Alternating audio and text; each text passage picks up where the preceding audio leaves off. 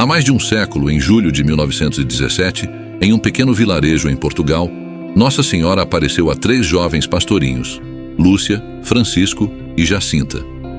Durante essas aparições, ela compartilhou com eles 3 segredos, revelações que traziam mensagens cruciais para a humanidade. Hoje, 106 anos depois, a relevância desses segredos ainda ressoa, questionando por que a maioria das pessoas tende a ignorá-los. Os segredos revelados em Fátima têm uma importância significativa para compreendermos os desafios espirituais enfrentados pela humanidade e as mensagens de esperança e redenção oferecidas por Nossa Senhora. Primeiro segredo: visão do inferno.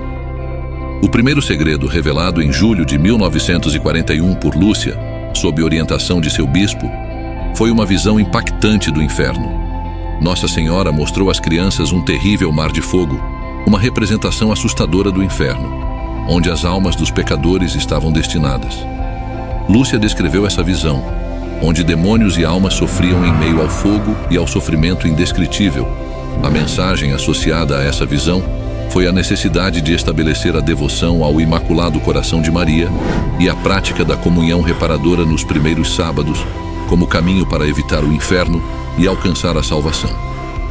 As idades das crianças na época dessas revelações são fundamentais para compreender a profundidade de suas reações. Lúcia tinha apenas 10 anos, São Francisco, 9 e Santa Jacinta, 7. Suas respostas demonstraram compaixão e preocupação genuína pelas almas em perigo, especialmente Jacinta, que expressou intensa angústia e desejo de evitar que as pessoas fossem para o inferno. Segundo segredo: devoção ao Imaculado Coração de Maria. O segundo segredo, revelado por Lúcia, revelou a importância da devoção ao Imaculado Coração de Maria como um refúgio e um caminho para Deus. Essa devoção oferece esperança à humanidade e foi apresentada como meio de paz, conversão e reparação pelos pecados. Jacinta expressou seu amor pelo Imaculado Coração de Maria e acreditava firmemente na capacidade desse coração de salvar almas e converter os pecadores.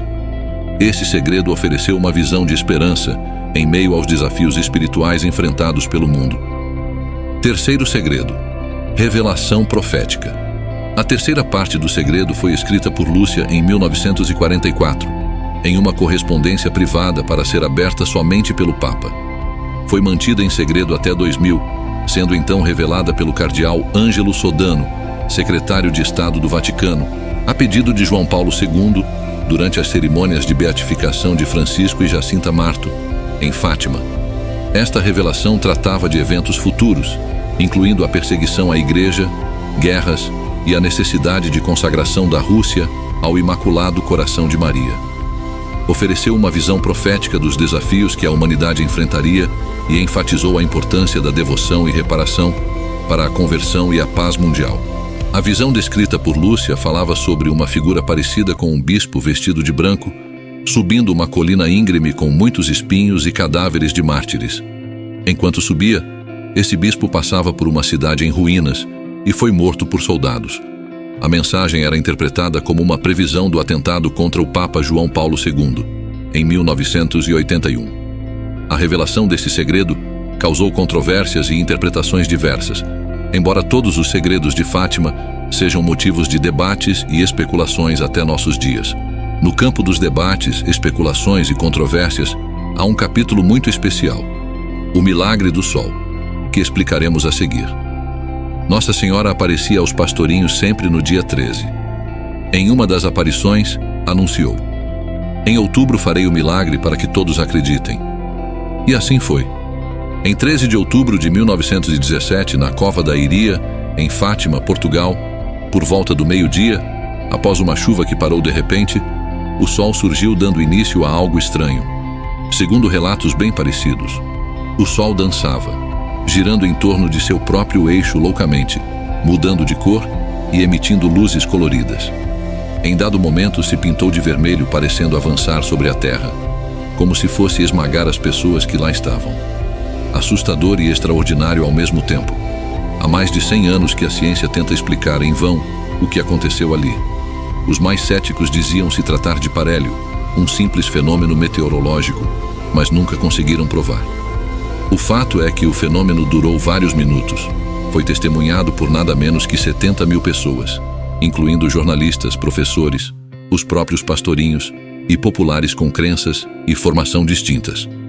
Outra questão importante: como explicar a previsão das crianças? No momento em que tudo acontecia, elas declararam ter visto as imagens de Nossa Senhora, São José e Jesus Cristo. O fenômeno consta na lista oficial de milagres reconhecidos pelo Vaticano. As mortes dos pastorinhos são fatos marcantes relacionados à história de Fátima. Francisco faleceu em 4 de abril de 1919, vítima da gripe espanhola, enquanto Jacinta seguiu 9 meses depois, em 20 de fevereiro de 1920, também vítima dessa mesma pandemia. Lúcia, por sua vez, viveu até os 97 anos, dedicando-se à vida religiosa e testemunhando sobre os eventos de Fátima, falecendo em 2005. Incrivelmente, o que abriu o caminho para a canonização diz respeito a uma criança brasileira, que na época tinha 6 anos.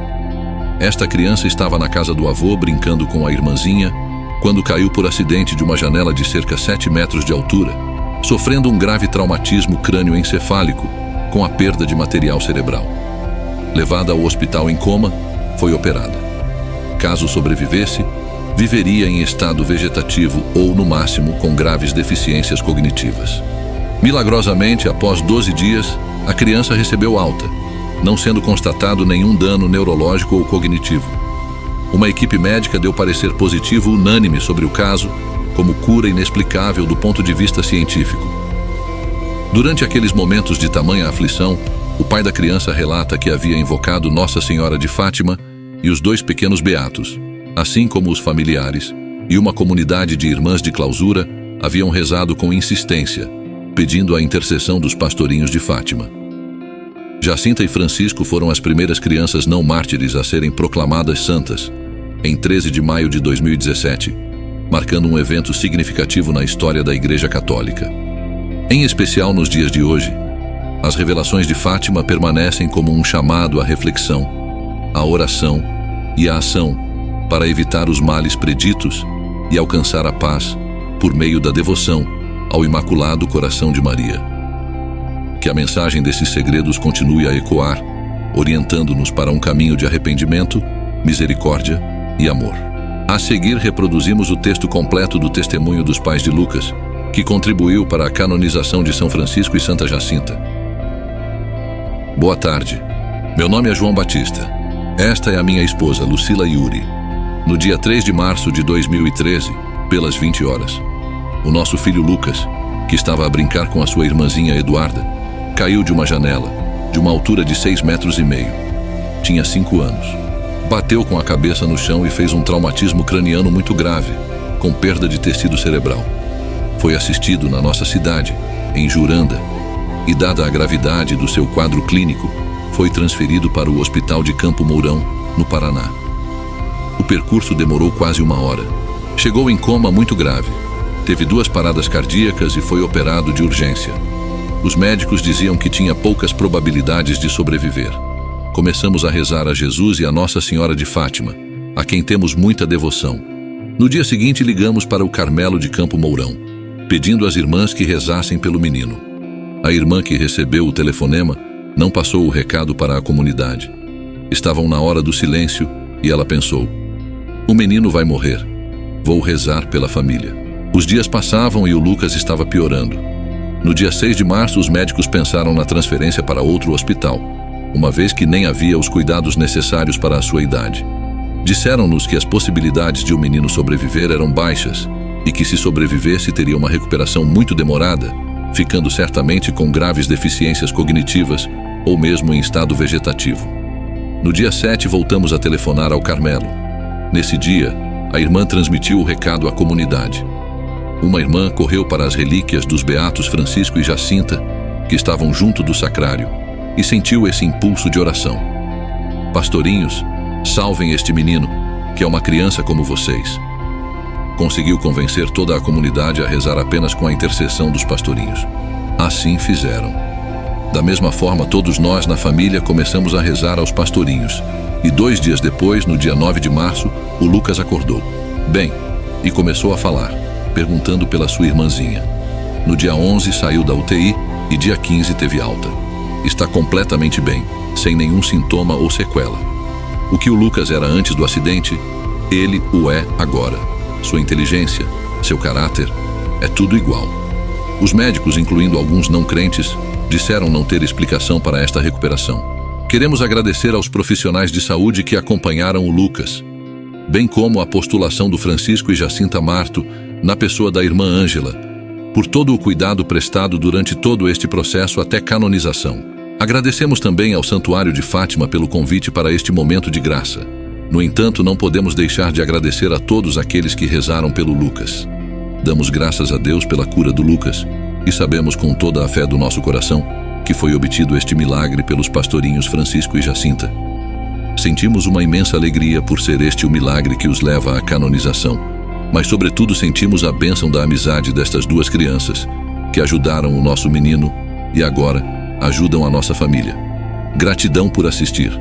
Deixe o seu like para ajudar o canal, se inscreva e compartilhe com quem você gosta. Até breve.